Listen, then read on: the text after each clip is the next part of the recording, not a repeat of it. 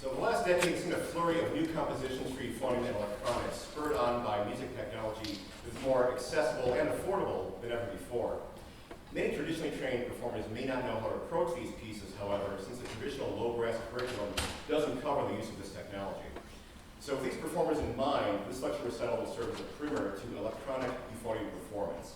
I'll be presenting 3 pieces in their equipment setup that, taken together, utilize a broad range of techniques currently in use in the electroacoustic euphonium repertoire. If you can set up and perform these 3 pieces, you'll have a pretty good idea of how to approach any work in the repertoire. Also, for the sake of time, this lecture will only briefly cover several aspects of electronic performance, but a link to this slide deck and further resources will be made available at the end.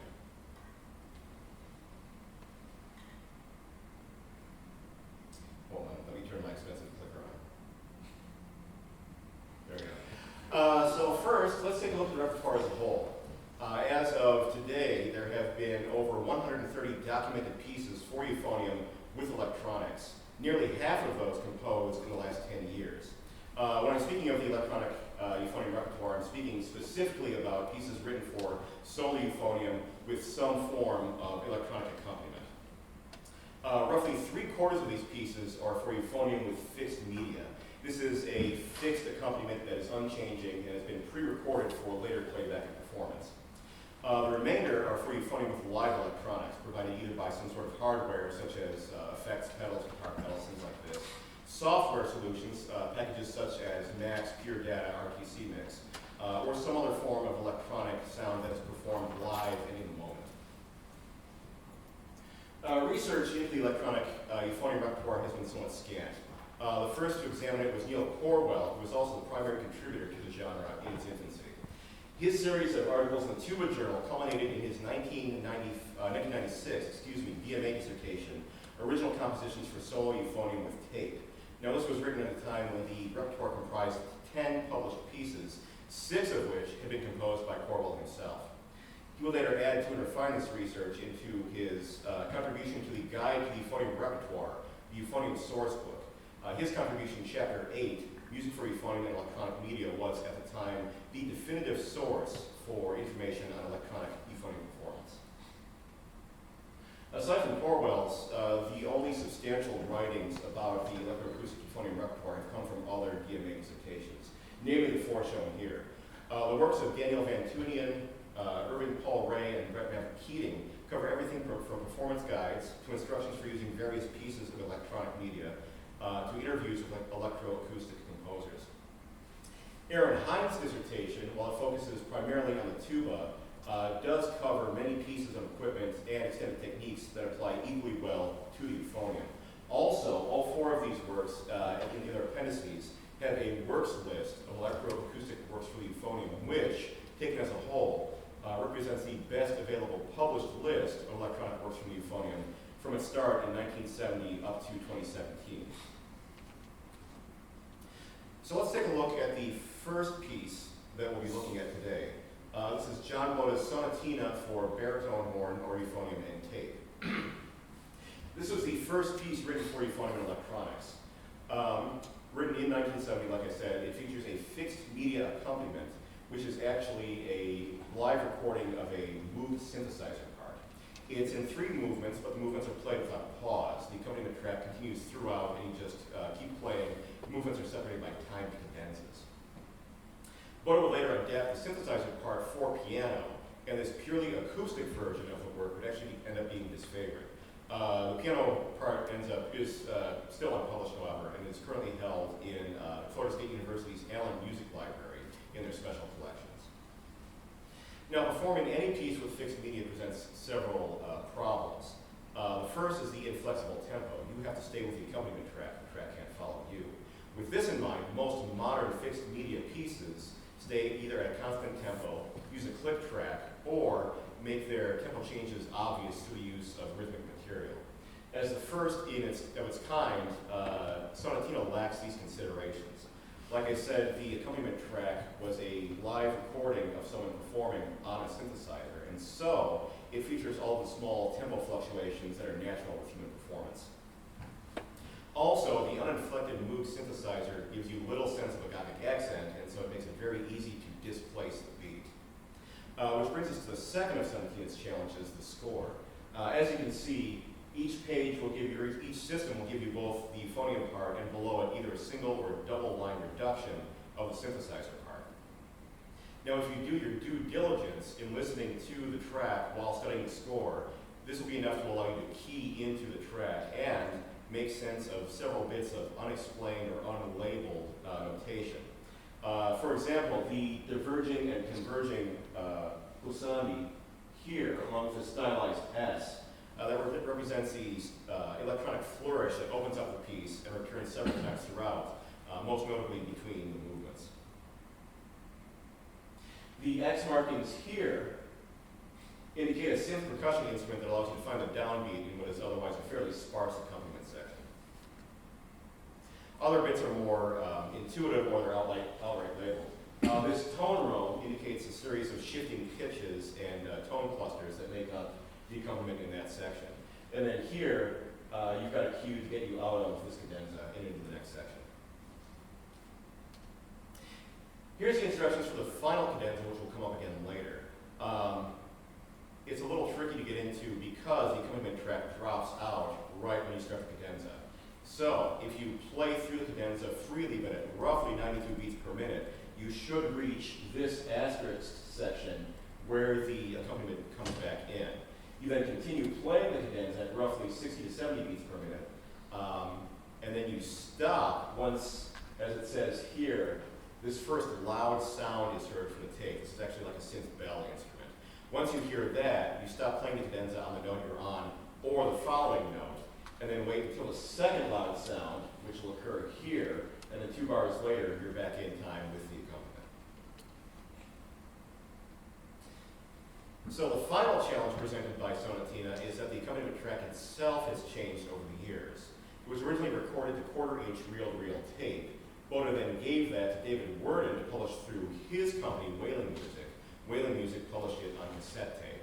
Then in the early 90s, Worden sold Wailing Music's catalog to Cimarron Music.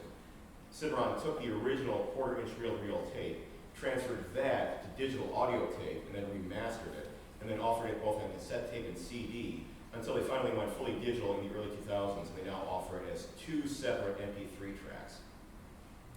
So this current version of the accompaniment available through Cimarron presents 2 problems. First is that you've got 2 tracks instead of just 1. Now the advantage is that this lets you perform the entire final cadenza without worrying about being cut off when the accompaniment comes back in, because the first track goes all the way up to the cadenza and includes the bit of silence at the end. And the second track comes back in after the second loud sound when the accompaniment track, when you're supposed to be back in time with the accompaniment. The disadvantage is that you now need a second person to manually hit play on the second track, or less elegantly, you can just do it yourself from stage. The other option is that you can perform the cadenza as originally written by either combining the 2 tracks into one using some sort of audio editing software like Audacity, or by simply queuing them to play one after another in a playlist. Like I said, this is easily done since the first track contains the nearly full minute of silence that's present on the original tape. So a larger problem is that the modern digital accompaniment sounds substantially different from its original analog incarnation. It's free from the tape hits, but the remaster has made it much more difficult to play with. There's a lot more additional reverb that makes a lot of the rhythmic passages less distinct. Also, the audio equalization has completely obliterated several features of the original, most notably this part in which you provide an acoustic duet to a pre-recorded euphonium sound. This euphonium sound, which was recorded by the first euphonium DMA, Earl Lauder, and then later on layered over by David Weirden in order to increase its volume, it is almost completely absent. For comparison, let me play for you.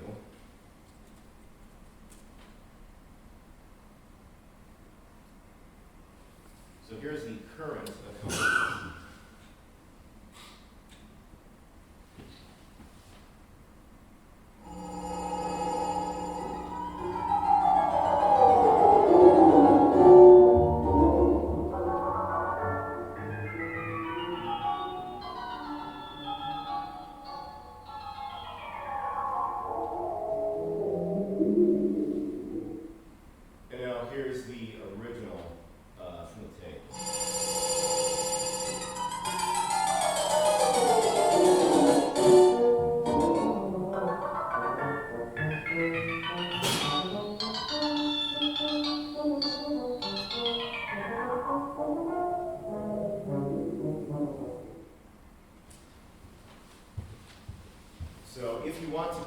perform the piece as it was originally intended, while the cassette tape is no longer commercially available, many music libraries still have copies of it from the 80s prior to its remaster, and they've made their copies available through interlibrary loan.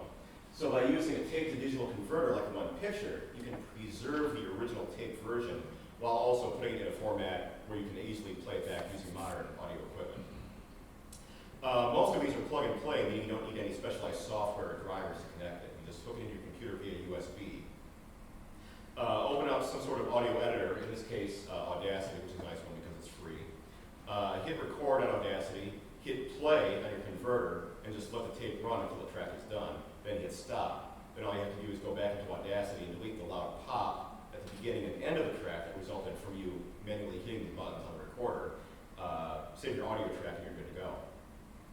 Audacity also gives you further opportunities for remastering through noise reduction or audio equalization.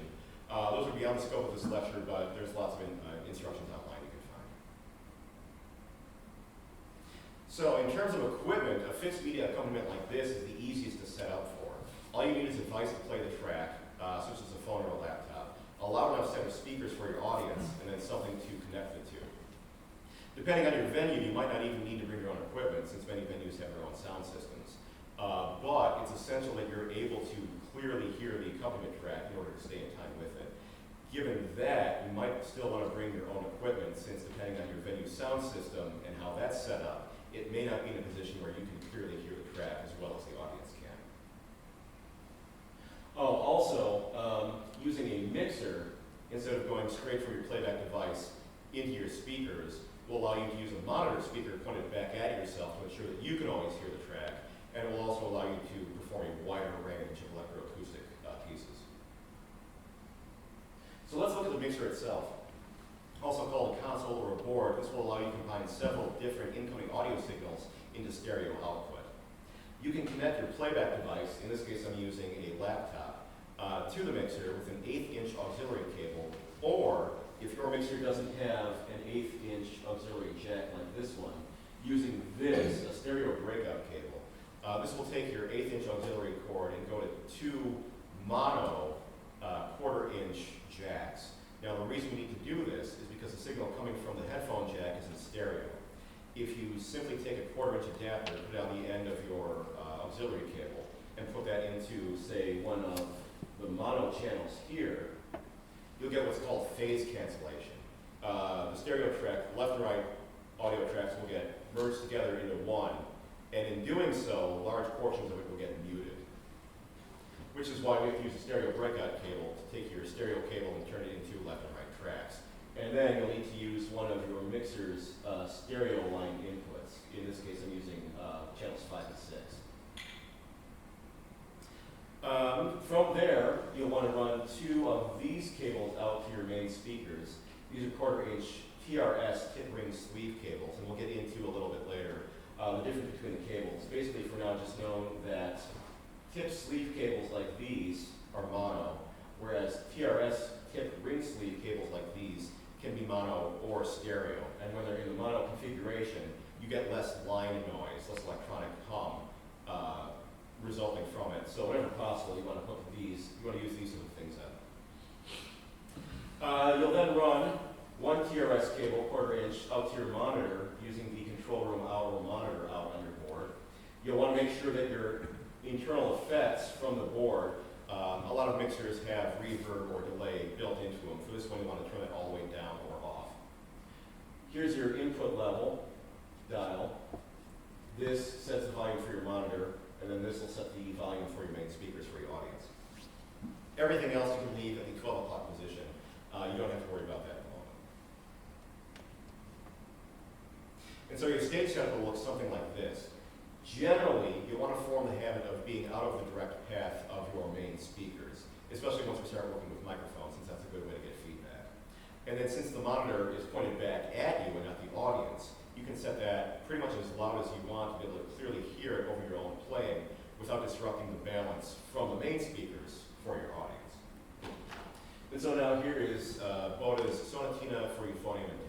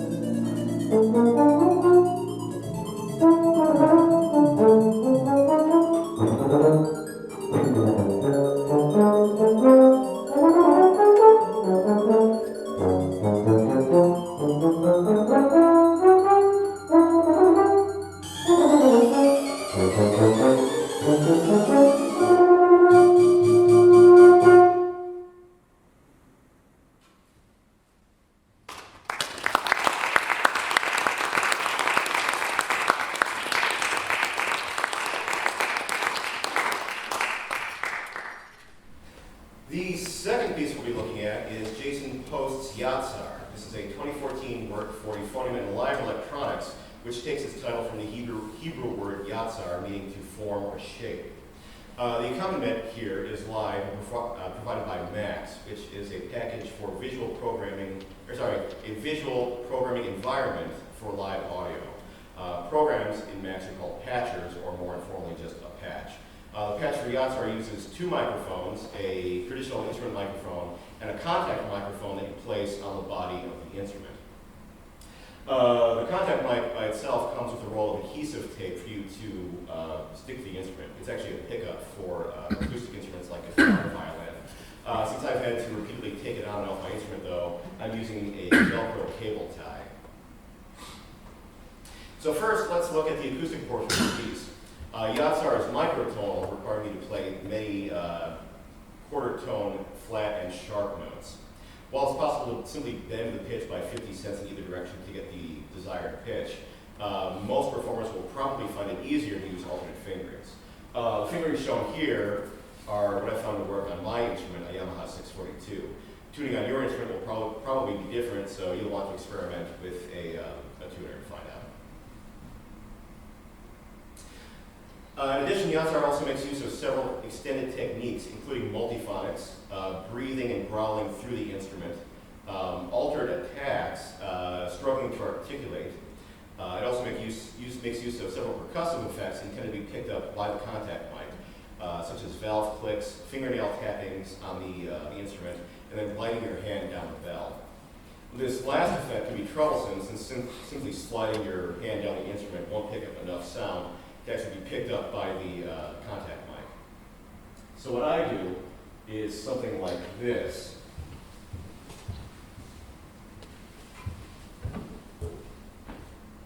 So for the first one, it measured 59.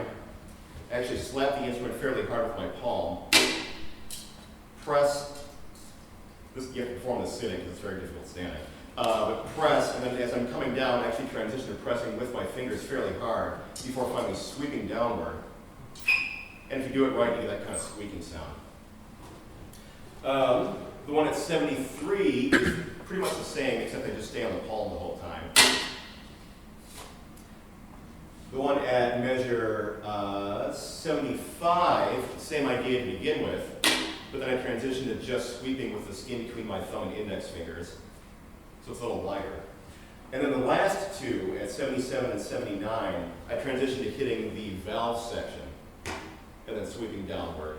And the last one, same place, just a little bit softer. And since the contact mic is here, hitting the instrument in different places gives me a variety of timbres, and the overall effect is of a gradual decrescendo as the sound gets gradually softer and more distant.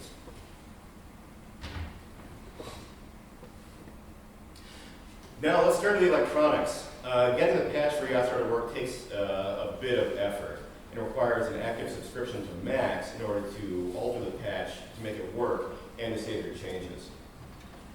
So when purchasing, so here's the store page, you have the option to buy both the score and the patch. Don't do this because the patch doesn't work. Also, it's also bundled as a standalone application that you can't edit. So instead, just buy the score by itself, and then go to the composer's GitHub page here, where you can download the patch by itself for free. You'll notice it also requires two other downloads. Michael Norris's Spectral plugins, collectively called SoundMagic Spectral, and then John Gibson's JG Spec Delay object. SoundMagic Spectral comes with its own installer, and you can just download it and install as normal, but it's not available for Windows, so at present, Yatsar can only be performed on a Mac. John Gibson's JG bundle, you'll have to manually put in this folder, Users Shared Max 8 Library. Once you've done that, try opening the patch.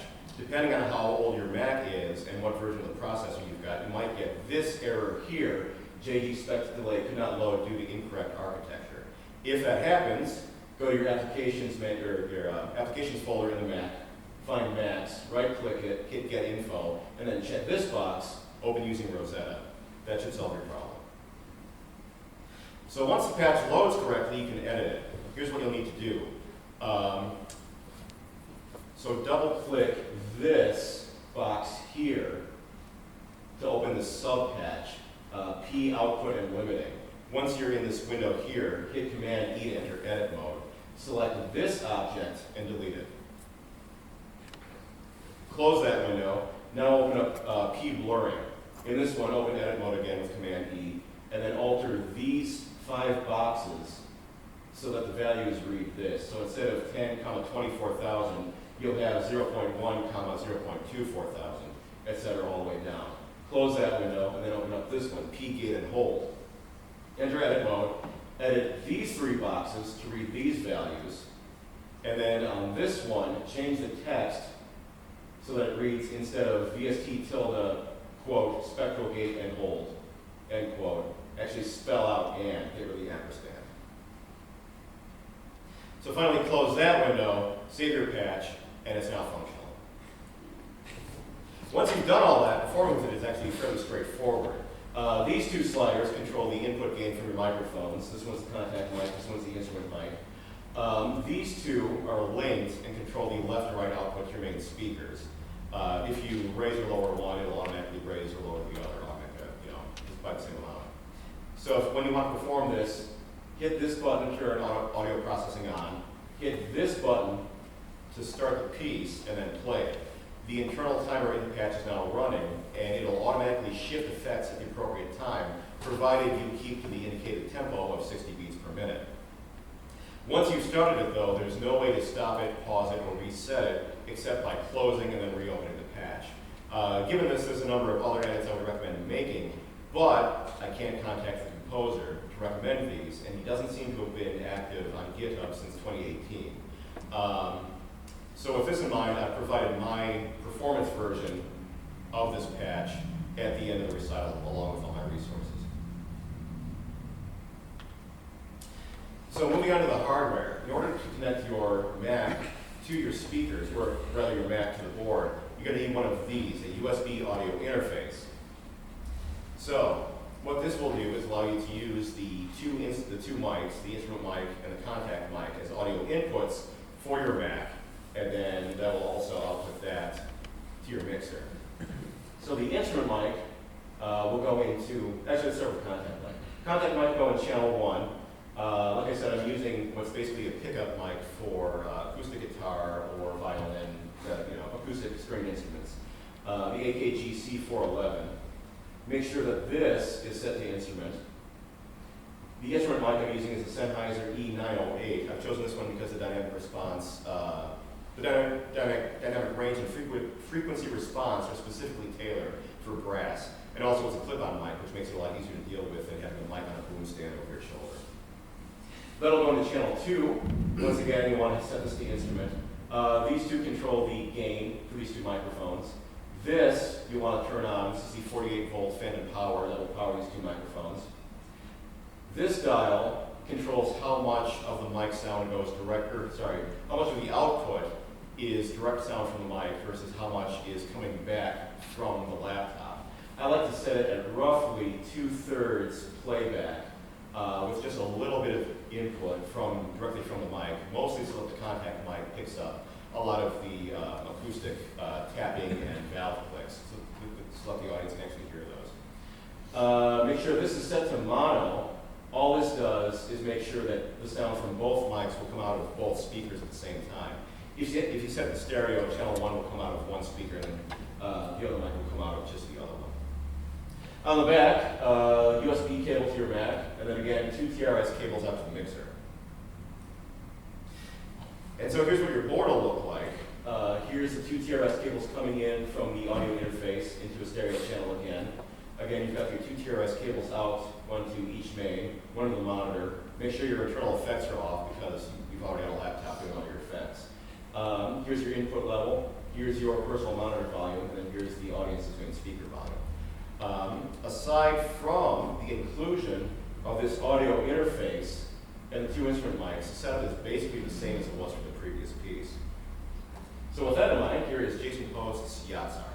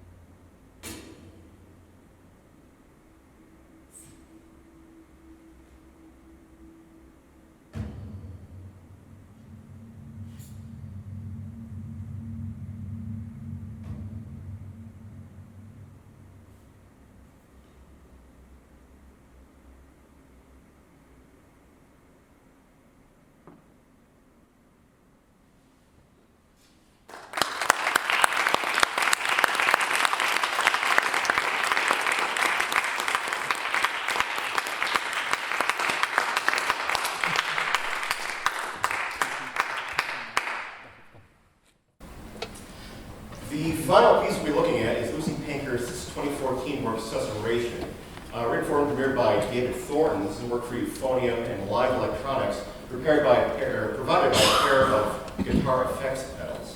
It is currently unpublished, but it is available directly from the composer. Susurration, which means a rustling or whispering sound, is inspired by the birds that congregate outside the composer's home, especially their fluttering wings, the chattering calls, and the whisper of their flocks as they swoop by. Pankhurst mimics these sounds with the use of trills, tremolos, and microtone fluctuations, flutter-tongue notes and air flutters, and rapid scalar passages. The effects pedals, a loop pedal and a delay pedal, amplify these effects and provide accompaniment to what would otherwise be an unaccompanied piece. Susurration has been crafted with a great attention to detail. The first 3 pages of the score are dedicated to performance notes, outlining the notation of the various effects and how they're to be performed. As a euphonium player herself, Pankhurst has written these effects to be as easy as possible on the instrument. For example, all of these rapid grace note passages can be performed by pairs of alternating fingerings. This is courtesy of Irving Gray's DMA dissertation, A Comprehensive Guide for the Use of Advanced Technology in Euphonium Repertoire with Electronic Media. This is, in my opinion, required reading for anybody looking to approach this piece, and as it delves very deeply into the practice and performance of susurration, for the sake of time, for those aspects, I'll refer you to his work rather than represent it here. Now let's move on to the equipment. The simplest way to hook up the 2 effects pedals to a microphone is by using a mixer that has an auxiliary or FX send.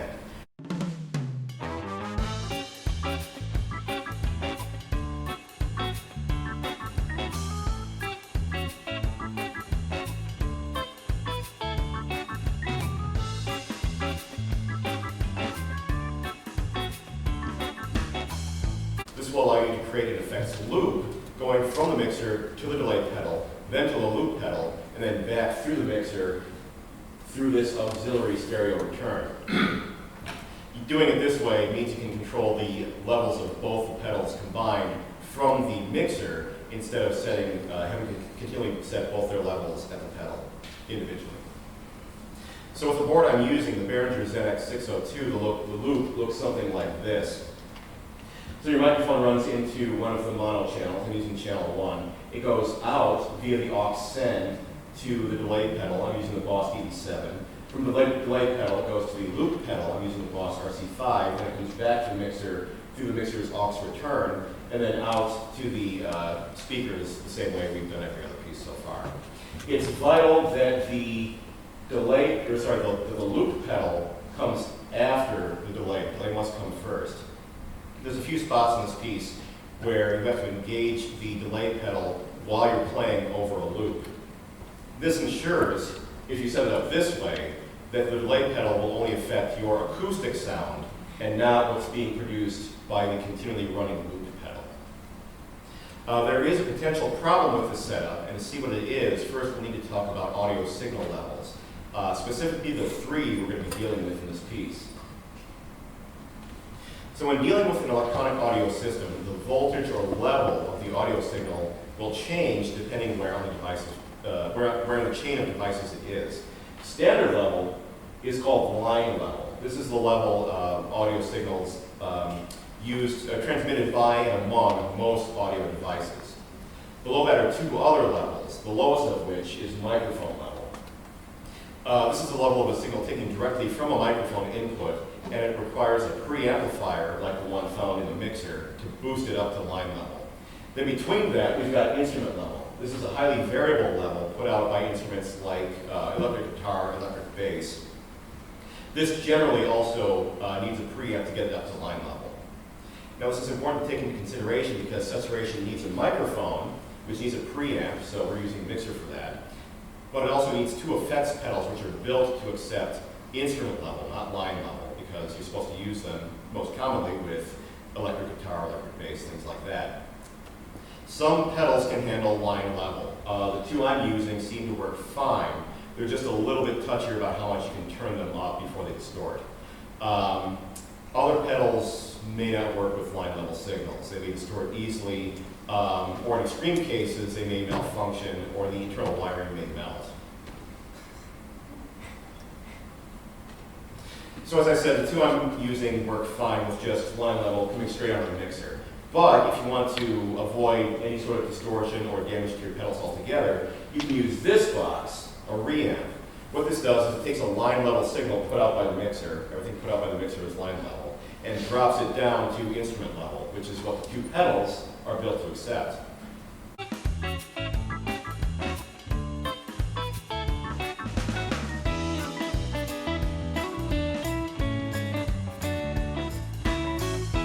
Then from that, you can just come back into the aux return and start along the mixer. Now you may notice, if you've been paying attention, that we've given ourselves another problem. So mic level signal comes in, mixer bumps it up to line level out to the reamp, now we're down to instrument level through the pedals, instrument level coming back to the mixer. Problem is the mixer is expecting this to be line level, not instrument level.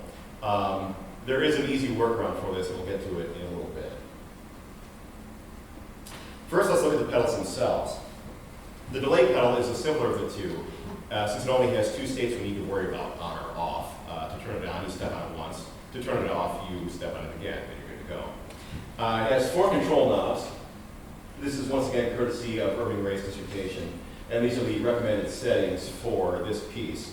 You have the effects level knob, which controls your volume. The feedback knob, which controls how quickly the echo fades, essentially. The delay level time that controls the amount of time between the inputted signal and the outputted echo. And then the mode knob, which among other things, controls the range of time that the delay time knob will control. For this one, it's recommended you set it at 800 milliseconds. And then with the delay time now set here, you're probably, the echo is probably about, say, 500 to 600 milliseconds. The loop pedal is a little more complicated. Many pedals, like the one I'm using, the RC5, have the capability to store many loops at once for later playback. But it's the composer's intention that all loops be captured in live performance. Given that, we only really need to worry about the default settings for this pedal. So for this piece, Susurration, here's how you use it. Once you hit one of these box settings, step on the pedal once to engage its record function, and then play what's in the box. Once you hit the end of the box, step on it again. This will immediately kick it into playback mode, and it will loop what you've just recorded all throughout this section. Then once you hit this final area here, loop 1 stop, press the pedal twice in succession and hold on the second press. This will not only stop the playback loop, but it will erase that loop that you recorded and free that slot up for you to record the next loop that you need to in the piece.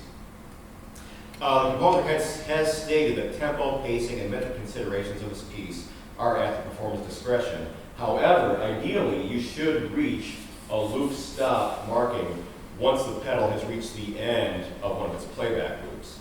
So in order to pull this off successfully, it requires a little bit of timing. And also, to cleanly stop the loop, you're going to want to record a little bit of silence at the end of every loop. That'll make sure that you don't inadvertently cut it off mid-note at the end of the loop. So when connecting the pedals, rather than using TRS cables as we have for pretty much everything else, we're going to be using TS cables that we talked about earlier, our mono cables, our mono-only cables. Like I said, they're the same size, 1/4 inch, but the reason we're using these is because these pedals are designed for mono output instruments like electric guitar or like bass. And so with that in mind, the power switch is actually the mono input, just to save space. So you need to plug a mono cable in, a TS cable into the mono input in order to actually turn the pedal on. If you use a TRS cable, one of our potentially stereo cables, that won't complete the circuit in order to flip the switch, or to flip the switch to turn the pedal on. Also, on the subject of power, each pedal can be powered by either a 9-volt battery or a separately purchased 9-volt AC power supply. For safety and the sake of consistency and reliability, I recommend shelling out for the plug-in adapters. So the final consideration we need to worry about is the monitor, which for this piece is a necessity in order to actually hear the playback loops and successfully perform over them and cut them off at the right times. Most mixers won't output the effects loop to the monitor because most stage performers want to hear the dry signal without effects for their own personal use. We can bypass this though by using the main speaker's pass-through output. What you do, so here's the TRS cable coming from the mixer into channel 1 on the back of our main speaker. Using an XLR cable into this throughput, you go directly into the monitor, and that will allow you to daisy chain speakers so that whatever's coming out of the main speaker will also come out of the monitor, so that you'll be able to hear your effects. Note that now you'll have to manually set the level of your monitor on the back panel of the monitor itself, since now you're no longer hooked up to the board from the monitor. Also, now every time you turn your main speakers up, you're also turning your monitor up. So when you're sound checking, you're going to want to set your main speaker levels first, and then adjust your monitor level for your own personal comfort accordingly. So here's what your mixer will look like. Microphone coming into one of your mono channels. I'm using the same mic as the previous piece, the Sennheiser 908B. Here's your input level. You'll go out of the aux send to the delay pedal, or first to the reamp and then to the delay pedal. And if you're using a reamp, you're going to need one of these, a 1/4 inch TRS to male XLR cable adapter, because the reamp only has, or at least the one I'm using, or was using, only has an XLR input. From there, you'll do the effects loop through both pedals. You'll come back through the aux return. Phantom power, you'll want to turn on for your microphone. Again, once again, internal effects off since you're using the 2 pedals for your effects. This dial will allow you to control the volume of the effects loop now. So now, instead of needing to manually adjust both pedals, you can just set the entire level for your effects loop here. And then here's your main speaker output. Now, getting to that problem we had talked about earlier with using the reamp. Because we've got an instrument level signal coming back to the board, you may find it to be too quiet or to have too low a signal to noise ratio. Even after you turn it all the way up, you may be getting a lot of electronic hum because the signal's not as high as the board is expecting. But we can convert the instrument level signal back to line level by coming in to one of the other input channels instead of using the aux return. So now we're just using the TS cable to come back into another input channel, in this case channel 2, and now the board's preamp will boost the signal back up from instrument to line level. If you're doing that, make sure that this is turned all the way down. This dial here controls how much of this incoming signal gets sent out to the effects loop. Now, this is already coming back from the effects loop, and we don't want to send it again, or else we're going to get a really nasty little feedback loop. So make sure this is turned all the way down. Also, now that you're not coming back in through the aux return, your effects pedals level is going to be controlled through the channels gain instead of the aux return gain. Otherwise, everything else is the same. You've got 2 TRS cables going out to your mains, and here's your main speaker volume. So with all that, here's your stage setup. It's a lot of cables, but the actual staging isn't too bad. You've just got the mic into the mixer, your little delay loop, and then your 2 mains, and now your monitor, instead of coming straight from the mixer, is coming directly from one of your 2 speakers. So with all that, here is Lucy Pankhurst's Susurration.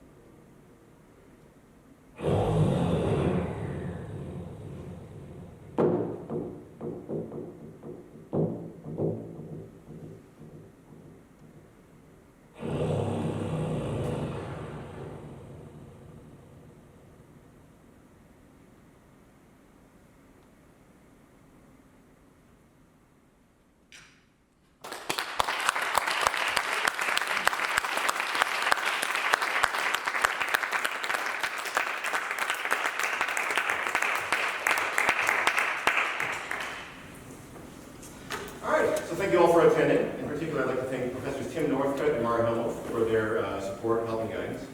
All my colleagues in the CCM Tuba Studio and the Center for Computer Music. And also Mr. Theron Sorgatz for starting me on Euphonium way back in high school. So, thank you all again. Have a good night.